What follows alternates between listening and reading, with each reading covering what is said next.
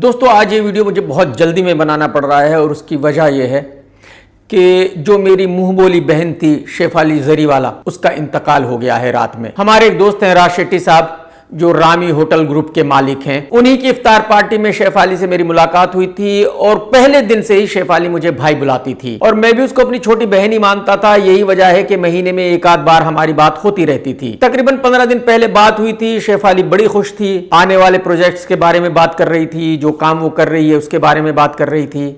और फिर रात को अचानक मुझे खबर आई कि शेफाली इस दुनिया में नहीं रही। तो मुझे खबर सुनकर एकदम झटका लगा और बहुत ही दुख हुआ, क्योंकि मैंने कभी सपने में भी नहीं सोचा था कि शेफाली सिर्फ 42 की एज में इस दुनिया को छोड़कर चली जाएगी। और शायद दुनिया में ऐसा कोई भी नहीं होगा जो 42 की एज में इस दुनिया को छोड़कर जाना चाहेगा। शेफाली के लिए दुआ करता हूं, ऊपर वाला करे उनको स्वर्ग में जगह मिले। पिछले 2-3 सालों से अचानक ऐसी मौतें हो रही है जिनको सुनकर एकदम झटका लगता है। राजू श्रीवास्तव को आप सभी जानते हैं, मेरा अच्छा दोस्त था, मेरे साथ बिग बॉस में भी था। और फिर अचानक एक दिन खबर आई कि राजू को हार्ट अटैक आ गया, राजू इस दुनिया में नहीं रहा। तो ये सुनकर मुझे एकदम झटका लगा था, बहुत दुख हुआ था, क्योंकि मैंने कभी नहीं सोचा था कि राजू इतनी यंग एज में इस दुनिया को छोड़कर चला जाएगा। ऐसा ही कुछ इरफान खान के साथ हुआ। इरफान भाई से मेरी अच्छी दोस्ती थी, मेरी बातें होती रहती थी। कभी ऐसा नहीं सोचा था कि इतनी जल्दी इरफान भाई इस दुनिया को छोड़कर चले जाएंगे, लेकिन चले गए। सिद्धार्थ शुक्ला को आप सभी जानते हैं, उनको भी हार्ट अटैक आया था, उनकी भी मौत हो गई थी। और कल शाम को अचानक शेफाली की मौत हो गई। तो मुझे ऐसा लगता है कि हम सभी इस दुनिया में बस मेहमान की तरह हैं, किसी को नहीं पता कि कल आएगा या नहीं आएगा। तो मेरे ख्याल में हम सभी के पास जो भी वक्त है उसको अच्छे से गुजारना चाहिए, हमें खुश रहना चाहिए। जो वक्त है उसका यूज कर लेना चाहिए। कल क्या होगा ये किसी को नहीं पता, कल हम इस दुनिया में होंगे या नहीं होंगे ये किसी को नहीं पता। बॉलीवुड में एक छोटी मोटी एक्ट्रेस है जिसका नाम है डायना पेंटी। ये काफी फिल्में कर चुकी है। इस लड़की ने अपने एक इंटरव्यू में बताया है कि ये एक लड़के के साथ लिविंग में रहती है। इसने शादी अभी तक नहीं की, जबकि 10 साल से दोनों एक साथ ही रहते हैं। इन दोनों को ऐसा ही लगता है कि ये मैरिड हैं। इनको ऐसा बिल्कुल नहीं लगता कि भाई ये मैरिड नहीं है। पेंटी ने यह भी बताया कि ना ही तो इसकी फैमिली को कोई प्रॉब्लम है, ना ही लड़के की फैमिली को कोई प्रॉब्लम है अगर ये दोनों साथ में रह रहे हैं बिना शादी के। Both our families are very chilled and I think they respect what we have, and for them it's like both sides, like your happiness is most important, so you know there's been no pressure whatsoever. मैं आपको बता दूं कि महाराष्ट्र में ऐसा कानून है कि अगर एक लड़का और एक लड़की साथ में 7 साल तक रहते हैं तो अगर उन्होंने शादी नहीं भी की तब भी वो दोनों हस्बैंड वाइफ ही माने जाएंगे। तो अगर ये दोनों पिछले 8-9 साल से साथ में रह रहे हैं तो इसका मतलब ये है कि ये दोनों हस्बैंड वाइफ है, भले ही इन्होंने लीगली शादी ना की हो। तो एक तरह से देखा जाए तो पेंटी की शादी हो चुकी है और मेरी तरफ से उनको बहुत बहुत मुबारकबाद। बॉलीवुड में एक निर्माता है, सी ग्रेड फिल्में बनाता है, जिसका नाम है महेंद्र धारीवाल। इसने एक फिल्म प्रोड्यूस की है जिसका नाम है नफरतें। यह फिल्म कल फ्राइडे को रिलीज हुई थी और इसका पहले दिन का बिजनेस हुआ 17,000 रुपए। कितना भाई साहब? 17,000 रुपीज। एक्चुअली महेंद्र ने इस फिल्म में एक लड़के को लॉन्च किया है जिसका नाम है आर्यन कुमार। इसका रियल नाम तो कुछ और होगा, लेकिन यह फिल्मी नाम है। इस लड़के के फादर हैं गोयल साहब। गोयल साहब को अपने बेटे को हीरो बनाना था, तो उन्होंने महेंद्र से कहा कि भाई साहब मेरे बेटे को हीरो बना दो। अब अंदाजा लगाइए कि किसी को अपने बेटे को हीरो बनाना है और वो महेंद्र धारीवाल को बोल रहा है कि भाई तू मेरे बेटे को हीरो बना दे। बताओ, इससे बड़ा मजाक और क्या हो सकता है, आप मुझे बताओ। अब जैसे ही गोयल साहब ने धारीवाल से कहा, धारीवाल की समझ में आ गया कि भाई साहब पार्टी मिल गई, लपेट लेते हैं। तो धारीवाल ने इस लड़के को लेकर एक फिल्म बना डाली जिसका डायरेक्टर है करण राजदान। अच्छा, वो पहली फिल्म रिलीज भी नहीं हुई, वो अभी ऐसी की ऐसी ही पड़ी हुई है, लेकिन धारीवाल साहब ने दूसरी फिल्म बना दी नफरतें। अब जाहिर सी बात है फिल्म रिलीज हुई और सुपर डुपर डिसास्टर हो गई। जैसे कि मैंने कहा कि पहले दिन का बिजनेस हुआ 17,000 रुपए। तो अब गोयल साहब कह रहे हैं कि धारीवाल ने तो मुझे लूट लिया, धारीवाल ने तो मुझसे इस फिल्म के पीएनए के लिए 4 करोड़ रुपए लिए हैं, वो 4 करोड़ रुपए कहीं खर्च किए ही नहीं उसने। अब ये तो मैं नहीं कह सकता कि महेंद्र धारीवाल ने वो 4 करोड़ रुपए कहां खर्च किए हैं, खर्च किए हैं या नहीं किए हैं, ये तो या तो महेंद्र को पता है या तो गोयल साहब को पता है। लेकिन मेरी समझ में यह बात नहीं आ रही है कि गोयल साहब ये कैसे कह सकते हैं कि भाई उनके साथ धोखा हो गया, उनको महेंद्र धारीवाल ने लूट लिया। अरे भाई, जब आपने अपने बेटे को लेकर एक फिल्म बनाई, उस फिल्म का कुछ नहीं हुआ, वो फिल्म पड़ी हुई है, वो फिल्म रिलीज भी नहीं हुई, और तुमने दूसरी फिल्म बना डाली और दूसरी फिल्म को रिलीज कर दिया। तो भाई तुमने खुद ही किया है ना जो कुछ किया है। तुमने तो ठीक वही किया जो कहावत है कि आ बैल मुझे मार। अरे जब तुम्हारी एक फिल्म बनके पड़ी हुई है, वो रिलीज नहीं हुई भाई साहब, तो उस फिल्म का इंतजार तो कर लो, उस फिल्म को रिलीज तो कर लो। तुम उस फिल्म को बिना रिलीज किए उस फिल्म का क्या रिजल्ट होगा ये बिना जाने अगली फिल्म पर लग गए। तुमने अगली फिल्म बना डाली क्योंकि महेंद्र ने तुमसे कहा कि दूसरी फिल्म बना लेते हैं। तो मेरे ख्याल में गोयल साहब का यह हक नहीं बनता कि वो ये कहे कि उसको महेंद्र धारीवाल ने लूट लिया है। अगर वो लूटा है, अगर लूटा है तो वो खुद लूटा है, महेंद्र धारीवाल की इसमें जरा सी भी गलती नहीं है। अगर गोयल साहब का यह कहना है कि इस एक फिल्म के पीएनए पर ही 4 करोड़ रुपए लगे हैं, तो इसका मतलब यह हुआ कि अब तक गोयल साहब के तकरीबन 20 करोड़ रुपए जा चुके होंगे और 20 रुपए भी वापसी नहीं आएंगे। तो ये गोयल साहब राजस्थान से आए थे मुंबई प्लेन में बैठकर, अब चप्पल पहनकर ट्रेन में बैठकर वापसी जाएंगे। जितने भी नए निर्माता हैं उन सब का यही हाल है, उन सब के साथ यही होता है। साउथ की एक वाहियात फिल्म रिलीज हुई है जिसका नाम है कनप्पा। मैंने ये फिल्म नहीं देखी क्योंकि मुझे आज तक यही पता नहीं था कि इस फिल्म की स्टार कास्ट क्या है। मुझे आज तक यही पता था कि शायद इस फिल्म को नए लड़के लड़कियों के साथ बनाया गया है। मुझे बिल्कुल नहीं पता था कि भाई इसमें प्रभास भी है, अक्षय कुमार भी है और इस फिल्म की बहुत बड़ी स्टार कास्ट है। और मेरी बात छोड़ दीजिए, 99% लोगों को इस फिल्म के बारे में पता ही नहीं था। तो इसी फ्राइडे को यह फिल्म रिलीज हुई और इस फिल्म का हिंदी में बिजनेस हुआ 15 लाख रुपए। कितना भाई साहब, 15 लाख। आप अंदाजा लगाइए कि यह फिल्म कितनी बड़ी डिजास्टर हो गई है। यह इस बात का सबूत है कि अगर आपकी मार्केटिंग सही नहीं है, अगर आपने अपनी फिल्म को सही से प्रमोट नहीं किया, तो आपकी फिल्म की स्टार कास्ट कितनी भी बड़ी हो, आपकी फिल्म चल नहीं सकती। आप जरा अंदाजा लगाइए कि एक फिल्म में प्रभास है, अक्षय कुमार है और भी बहुत बड़े बड़े एक्टर्स हैं, लेकिन किसी को यह भी पता नहीं था कि यह फिल्म कब रिलीज हो रही है।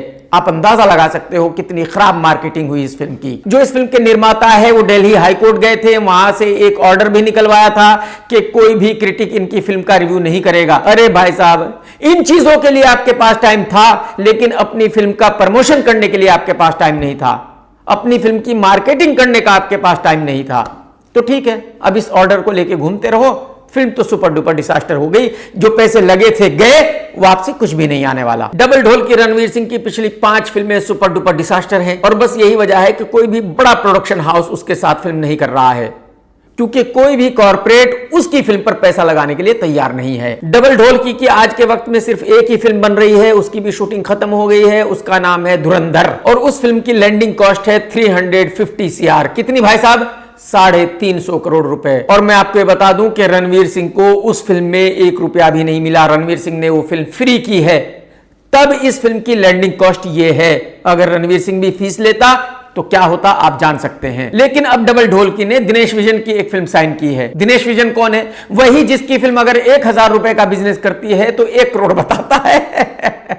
ये फादर ऑफ फेक कलेक्शंस है, मतलब बॉलीवुड में फेक कलेक्शंस देने में इसका हाथ कोई पकड़ नहीं सकता। और आप सभी जानते हैं कि इसकी फिल्म स्त्री हिट रही थी, स्त्री 2 भी सुपर हिट रही और यही वजह है कि अब जिस फिल्म के लिए इसने साइन किया है डबल ढोलकी को, वो भी एक हॉरर फिल्म होगी, हॉरर कॉमेडी। तो दिनेश विजन का ऐसा मानना है कि वो हॉरर कॉमेडी बनाने का मास्टर आदमी है और आगे उसकी सभी फिल्में हॉरर कॉमेडी ही होंगी। और कमाल देखिए, जो बॉलीवुड के एक्टर हैं ये लकीर के फकीर हैं, ये भेड़ चाल में बिलीव करते हैं, जिधर 4 भेड़ चली उधर ही ये चल देते हैं। तो रणवीर सिंह ने भी उस फिल्म को साइन किया है ये जानते हुए भी कि ये हॉरर कॉमेडी है। ये तो बिल्कुल सही है कि अगर फिल्म हॉरर कॉमेडी है तो सस्ते में बन जाएगी, 25-30 करोड़ रुपए में बन जाएगी और फिर रणवीर सिंह को भी पैसे मिल जाएंगे। तो शायद इसी वजह से डबल ढोलकी ने इस फिल्म को साइन किया है। लेकिन आज की तारीख में इतनी हॉरर फिल्में बन रही है, 3-4 तो दिनेश विजन खुद ही बना रहा है।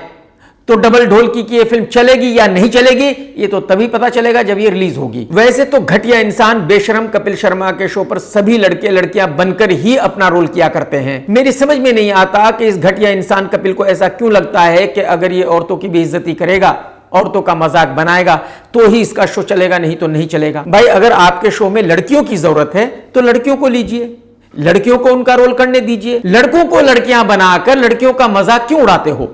ये कौन सी बेहूदगी है? कपिल शर्मा के शो में एक लड़का हुआ करता था अली, अली ने वो शो छोड़ दिया था और अब अली ने बताया है कि उसने इस शो को क्यों छोड़ा था।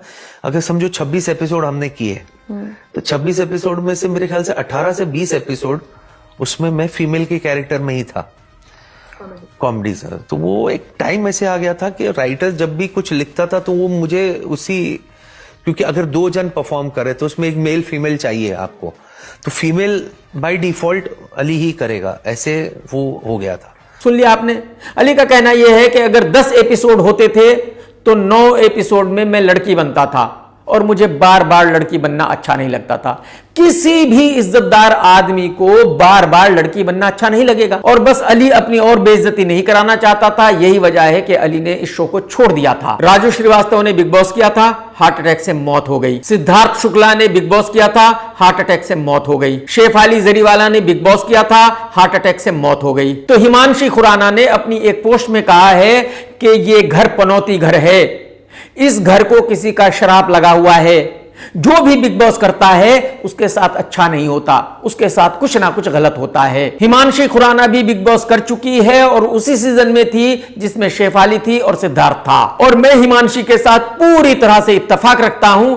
जिसने भी आज तक बिग बॉस किया है वो कोई भी आदमी कामयाब नहीं हो सका है। दिलजीत की पंजाबी फिल्म सरदारजी 3 को इंडिया में रिलीज नहीं होने दिया गया, और जब एक पत्रकार ने जावेद अख्तर से पूछा कि आपका इस बारे में क्या कहना है, तो जावेद अख्तर ने कहा कि देखो, इसमें पाकिस्तान का कोई नुकसान नहीं है, इसमें इंडिया का ही नुकसान है, क्योंकि जिन्होंने इस फिल्म में पैसे लगाए थे वो इंडियन है।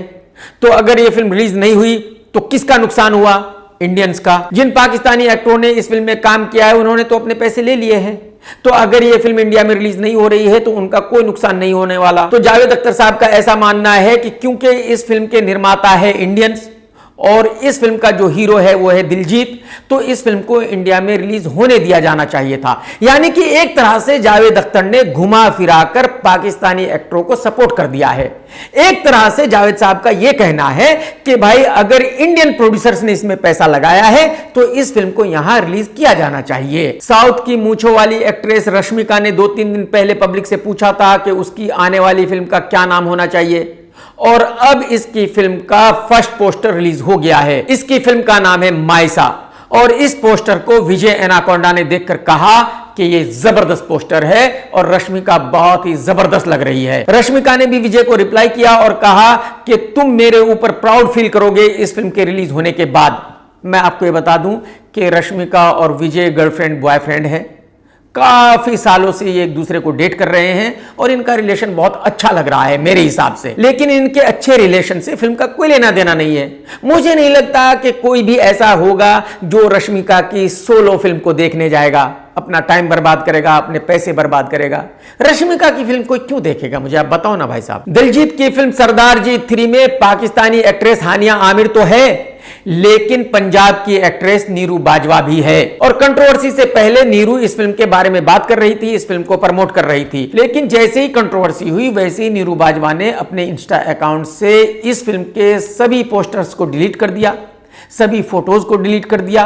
वो हानिया आमिर को फॉलो कर रही थी, उसको भी अनफॉलो कर दिया। यानी कि नीरू बाजवा इस तरह से दिखा रही है कि भाई मैंने ये फिल्म की तो जरूर है, लेकिन मेरा इस फिल्म से कोई लेना देना नहीं है।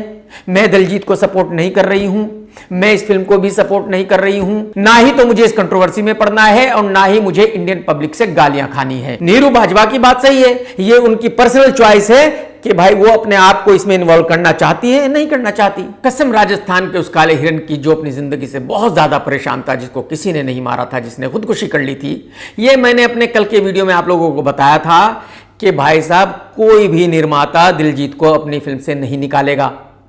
जो फेडरेशन है वो किसी को भी खत लिखे, किसी से भी कुछ भी कहे, कोई फर्क नहीं पड़ने वाला। बॉलीवुड का कोई भी निर्माता फेडरेशन की बात नहीं मानने वाला। और अब बॉर्डर 2 के बनाने वालों ने ऑफिशियली कह दिया है कि भाई हम दिलजीत को अपनी फिल्म से नहीं निकालेंगे। हमारी फिल्म 50% शूट हो चुकी है, हमने 9 महीने पहले शूटिंग चालू की थी, तो अगर आज कोई कंट्रोवर्सी होती है तो उससे हमारा कोई लेना देना नहीं है। हम दिलजीत को फिल्म से नहीं निकाल सकते, हमारे 100 करोड़ रुपए खर्च हो चुके हैं। अगर कोई हमें 100 करोड़ रुपए देता है तो दे दे, हम उसको फिल्म से निकाल देंगे, फिल्म को बंद कर देंगे। अब मुझे आप बताइए कि फेडरेशन के सेक्रेटरी तिवारी की यह औकात है कि वो 100 करोड़ रुपए दे सकता है? वो 10 करोड़ नहीं दे सकता, 1 करोड़ भी नहीं दे सकता। तो मुझे बताइए कि कोई भी दिलजीत को अपनी फिल्म से क्यों निकालेगा। और मैं आपको यह भी बता दूं कि बोनी कपूर भी दिलजीत को अपनी फिल्म नो एंट्री 2 से नहीं निकाल रहा है। बोनी कपूर साहब का यह कहना है कि भाई साहब इससे हमारा कोई लेना देना नहीं है कि दिलजीत ने किसको अपनी फिल्म में लिया, किसको नहीं लिया, दिलजीत की फिल्म के साथ क्या हुआ, हमें तो अपनी फिल्म से लेना देना है। हमारी फिल्म एक कॉमेडी फिल्म है, हमारी फिल्म में वो एक कॉमेडी रोल कर रहा है, बात खत्म। तो भाई साहब मैं अपने आप को डॉक्टर KR के ऐसे ही नहीं कहता। मैं बॉलीवुड वालों की रग रग से वाकिफ हूं। मैं बॉलीवुड के बारे में इतना जानता हूं कि कोई दूसरा जान ही नहीं सकता। यही वजह है कि मैंने आप लोगों को कल बताया था कि दिलजीत को किसी भी फिल्म से नहीं निकाला जाएगा, यह पॉसिबल नहीं है। बॉलीवुड का कोई भी निर्माता, कोई भी डायरेक्टर फेडरेशन की बात नहीं मानने वाला, और वही हुआ। कसम उस कमाल के ड्राइवर की जो रात में बहुत ही बढ़िया गाड़ी चलाता है, जो बहुत ही कमाल का ड्राइवर है, जो फुटपाथ पर सोए हुए लोगों के ऊपर गाड़ी चढ़ा देता है। भाई साहब कपिल शर्मा के शो का नया सीजन चालू हो गया है और पहले एपिसोड में आया बुढ़ऊ भाई। मैं नेटफ्लिक्स देख रहा था, 1-2 फिल्में लगाई, मुझे समझ में नहीं आई। फिर मैंने सोचा कि चलो यार ये शो ही देख लेता हूं, कुछ और नहीं देख रहा हूं। तो बिना किसी प्लानिंग के अचानक ही मैंने ये एपिसोड देख लिया। बुढ़ऊ ने बीइंग ह्यूमन की टी-शर्ट पहनी हुई थी, यानी कि वो शो पर आया था अपनी ऑर्गेनाइजेशन का प्रमोशन करने के लिए। बुढ़ऊ की एंट्री हुई, बुढ़ऊ की एंट्री के साथ ही कृष्णा की भी एंट्री हुई, उसके बाद गुत्थी की एंट्री हुई, उसके बाद की शारदा की एंट्री हुई, और ये तीनों ही शो में लड़कियां बनकर आए। सामने बैठा हुआ था सिद्धू को फिर से लाया गया है शो में, और अर्चना पूरन सिंह। यानी कि मुझे इस शो से जिस घटियापन की उम्मीद थी वो बिल्कुल 100% हुआ। कपिल शर्मा बेशरम आदमी ने अपना घटियापन दिखाया। इन तीनों ने लड़कियां बनकर लड़कियों की खूब बेइज्जती की, लड़कियों के बारे में ऐसी ऐसी बातें की जो मेरे ख्याल में किसी भी शो में नहीं कही जानी चाहिए। कपिल शर्मा तो है ही घटिया और बेशरम इंसान, लेकिन ये तीनों भी कम बेशरम नहीं है, ये तीनों भी कम घटिया नहीं है। कितने सालों से ये तीनों लड़कियां बनकर आ रहे हैं, लेकिन भाई साहब आज तक इनको शर्म नहीं आई। बस इनको थोड़े पैसे मिल जाते हैं, उतना काफी है। इसके बाद बुढ़ऊ के सामने बुलाया गया उसके डुप्लीकेट्स को, उन्होंने सबने आके इसके पैर छुए। अरे भाई अगर उन गरीब लोगों को शो पर बुलाया गया है तो जाहिर सी बात है वो पैर ही छुएंगे, वो और क्या करेंगे। इसके बाद बुढ़ऊ ने वही अकड़ दिखाई जो वो हमेशा दिखाया करता है, जिसकी उसको आदत है। इसने अपने एक डुप्लीकेट से पूछा कि सिकंदर के बाद क्या हाल है, ठीक है ना? तो उसने कहा कि बिल्कुल चंगा हूं सर। तो इसने कहा कि बताइए, जब तुम्हें सिकंदर से कोई फर्क नहीं पड़ा भाई साहब, तो मुझे सिकंदर से क्या फर्क पड़ने वाला है? अरे सिकंदर जैसी 10 फिल्में फ्लॉप हो जाएं, मुझे क्या फर्क पड़ता है? पहले तो मैं बुढ़ऊ भाई से ये पूछना चाहता हूं कि भाई साहब ये कौन कहता है कि आपको कुछ फर्क पड़ता है? कोई नहीं कहता कि आपको कुछ फर्क पड़ता है, ये तो आप खुद ही कहते हो कि मुझे फर्क पड़ता है, क्योंकि आप भाग भाग कर अदालत में जाते हो और केस करते हो KRK पर, कहते हो कि KRK ने मेरी फिल्में फ्लॉप करा दी, KRK ने मेरा कैरियर बर्बाद कर दिया, KRK मुझे सड़क पर ले आया। और रही आपके कैरियर को फर्क पड़ने वाली बात, तो जब कभी फिल्म ट्यूबलाइट रिलीज हुई थी, डिसास्टर हो गई थी, तब से अब तक तुम 10 डिसास्टर दे चुके हो। कितनी? 10। और तब से लेकर आज तक तुम यही कहते आ रहे हो कि तुम्हें कोई फर्क नहीं पड़ता, अगली फिल्म सुपरहिट हो जाएगी। आज तक तो सुपरहिट हुई नहीं। हालात ये हो गए कि सिकंदर का बिजनेस 65 CR का है। इससे पहले जो फिल्म रिलीज हुई थी, किसी का हाथ किसी की टांग, उसका भी 60-70 करोड़ का बिजनेस था। यानी कि एक वक्त वो था कि तुम्हारी फिल्म अगर फ्लॉप भी होती थी तब भी 150 करोड़ रुपए का बिजनेस होता था, और आज तुम्हारी किसी भी फिल्म का लाइफ टाइम बिजनेस होता है 60 से 70 करोड़ रुपए। तो भाई साहब कहां से कहां आ गए तुम्हें दिख ही रहा है, और कितना फर्क पड़ गया ये भी तुम्हें दिख ही रहा है। और तुम यही कहते रहो कि तुम्हें कोई फर्क नहीं पड़ता। अगली जो फिल्म बन रही है गलवान घाटी पर, भाई साहब उसका लाइफ टाइम बिजनेस होगा 30 से 40 करोड़, और उससे अगली जो फिल्म रिलीज होगी उसका लाइफ टाइम बिजनेस होगा 20 से 25 करोड़। आपका सड़क पर आना तय है, आपको सड़क पर आने से कोई रोक नहीं सकता। और ये तो मुझे पता ही है कि आपको मेरे वीडियोस देखने का बहुत शौक है, आप मेरे सभी वीडियोस देखते हो, तो इसको भी देखो और एंजॉय करो। इसके बाद शो आगे बढ़ा और घटिया इंसान कपिल शर्मा ने स्टार्ट किया कि बुढ़ऊ कितना बड़ा धर्मात्मा आदमी है, बुढ़ऊ एकदम खुदा है, बुढ़ऊ से ज्यादा अच्छे काम तो कोई करता ही नहीं है, बुढ़ऊ से ज्यादा अच्छा इंसान तो इस दुनिया में कोई दूसरा है ही नहीं। क्योंकि जब बुढ़ऊ शो पर आया होगा तो उसने पहले ये कहा होगा कि भाई साहब मैं आता हूं लेकिन मेरी तारीफ करनी पड़ेगी, दुनिया को बताना पड़ेगा कि मैं कितना अच्छा आदमी हूं, दुनिया को बताना पड़ेगा कि मैं कितनी चैरिटी करता हूं। तो घटिया बेशरम कपिल शर्मा की औकात ही नहीं थी कि वो ना करे जो बुढ़ऊ ने उससे करने के लिए कहा था। तो अब कपिल शर्मा ने कहा कि भाई साहब आप इतनी चैरिटी करते हो, इतनी लोगों की मदद करते हो, ये करते हो, वो करते हो, आप एकदम खुदा हो, आप फिर भी इतने डाउन टू अर्थ हो। डाउन टू अर्थ बताओ साला लुक्का, बताओ बुढ़ऊ और डाउन टू अर्थ कोई मेलजोल है इन बातों में? आप मुझे बताओ। इसके बाद सिद्धू का नंबर आया चमचागिरी करने का, और सिद्धू ने कहा कि भाई साहब आप इतनी चैरिटी करते हो, एक हाथ से देते हो दूसरे हाथ को पता नहीं चलता, इस तरह से कोई दूसरा चैरिटी नहीं करता। बताओ लुक्का कितना बड़ा झूठा है। अब मैं कपिल और सिद्धू से ये पूछना चाहता हूं कि अगर आप ये कहते हो कि एक हाथ से देते हो दूसरे को पता नहीं चलता, तो फिर वो जो मीडिया को बुलाकर मीडिया के सामने 10 साइकिलें बांटी जाती है और फिर बताया जाता है कि 100 साइकिल्स बांटी गई है, ये क्या है? और मैं बेशर्म कपिल शर्मा और सिद्धू को बताना चाहता हूं कि बीइंग ह्यूमन के नाम पर बुढ़ऊ साल का 100 से 150 करोड़ रुपए का टैक्स बचाता है। कितना? 100 से 150 करोड़ रुपए। और भाई साहब जिस दिन से बीइंग ह्यूमन चालू हुआ है आज तक मुझे 1 साल की रिपोर्ट निकाल कर दिखा दो कि इस 1 साल में 25 करोड़ रुपए भी खर्च किए गए हैं गरीबों के ऊपर। तो अगर एक आदमी ने सरकार को उल्लू बनाया, 100-150 करोड़ रुपए का टैक्स बचा लिया और उसमें से 5-10 करोड़ रुपए कहीं खर्च कर भी दिए, तो किस पे एहसान किया? किस बात का एहसान किया? कैसा एहसान किया? अरे भाई साहब 10 करोड़ रुपए खर्च करके 100 करोड़ रुपए बचाए हैं। तेरे जैसा उल्लू का पट्टा नहीं है वो बहुत होशियार है। पहली बात तो यह कि बुढ़ऊ मदद करता है सिर्फ अपने लोगों की जिनको वो जानता है। बॉलीवुड में ऐसे 10 लोग हैं जो इसके पास गए मदद मांगने के लिए, किसी की मदद नहीं की। मैं उनके नाम भी वीडियो में ले सकता हूं, लेकिन वो बेचारों का कहना यह है कि भाई साहब हमारा नाम मत लेना, अगर हमारा नाम आपने ले दिया तो बुढ़ऊ भाई हमें मुंबई में नहीं रहने देगा। आप मुझे बताइए कि जिस आदमी को आप खुदा बता रहे हो, धर्मात्मा बता रहे हो, उसका इतना डर है कि लोग उसको गुंडा कहते हैं। लोग ये कहते हैं कि भाई साहब वो गुंडा आदमी है, हमें मुंबई में नहीं रहने देगा, हमारा नाम वीडियो में मत ले देना भाई साहब। तो अगर आप एक ऐसे आदमी को धर्मात्मा बता रहे हो, खुदा बता रहे हो, तो ये बहुत ही ओछापन है, घटिया हरकत है, पब्लिक माफ नहीं करेगी बेटा कपिल। और अगर आपने दुनिया को यह बताना है कि बुढ़ऊ कितना अच्छा आदमी है, कितनी चैरिटी करता है, ये तो खुदा है, हालांकि चैरिटी करता नहीं है, तो फिर आप दुनिया को यह भी बताओ कि उसके ऊपर क्या क्या केसेस हैं। किस केस में 5 साल की सजा हुई, किस केस में 6 साल की सजा हुई, किस केस में क्या हुआ, ये भी तो बताओ भाई। उस आदमी ने आज तक बॉलीवुड में कितने लोगों को तंग किया, कितने लोगों को परेशान किया, कितने लोगों का कैरियर खत्म कर दिया, ये भी तो बताओ भाई। तो मैं इस घटिया इंसान कपिल शर्मा से इतना ही कहना चाहता हूं कि चमचागिरी करना बंद कर दे, कलवे चाटना बंद कर दे। तेरी औकात है तो अपने दम पर शो बना, अपने टैलेंट पर शो बना। और मुझे बड़ा अफसोस है कि कुछ लोग अभी भी तेरा शो देखते हैं जबकि तू अपने हर शो में औरतों की बेइज्जती करता है। तू इतना घटिया इंसान है। एक्चुअली पूरी दुनिया में किसी को भी तेरा शो नहीं देखना चाहिए, तेरे मुंह पर थूकना चाहिए। दोस्तों अगर आज का वीडियो आपने देखा है तो लाइक करना बिल्कुल मत भूलना, कमेंट्स करके जरूर बताना कि आज का वीडियो आपको कैसा लगा। टेक केयर दोस्तों, tata bye bye, love you, जय हिंद, सत्यमेव जयते।